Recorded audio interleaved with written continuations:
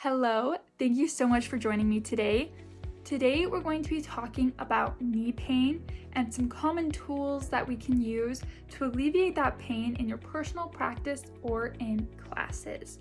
Now, I want to emphasize that if you have an injury and you go to a yoga class, let your instructor know beforehand. They can, sometimes point out some modifications in general for the class, or they'll keep an eye on you to make sure that you're doing things safely. If they're a good instructor, they care about you and they do not want your injuries getting exacerbated or you being in pain during your practice.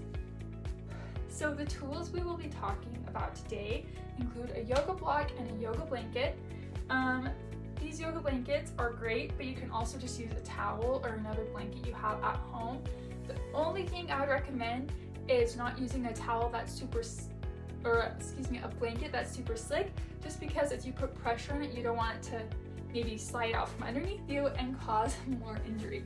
So fold this up as many times as you would like for the amount of relief you'd like. You can do thinner, thicker, whatever you'd like. Now, as you come into this kneeling position, you just put your knee on top of it, and it will alleviate the pain and pressure of your knee pushing right into the ground.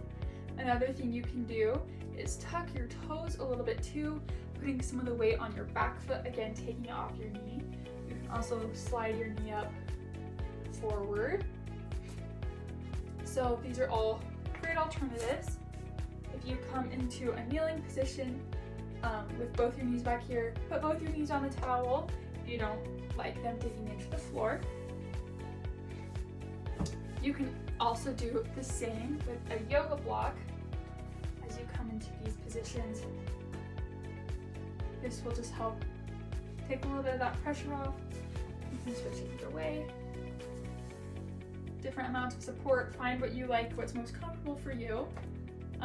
Always recommend tucking those toes, but you can leave them straight if you would like.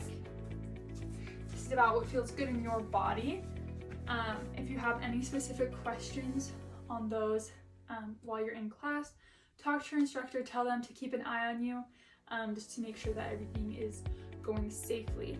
Now, one more thing you can do if you don't have any props is while you're in these positions, you can kind of lean forward a little bit, scoot that knee up, and it'll just take the pressure from right here, put it a little bit more on your top knee so it doesn't get as inflamed right here.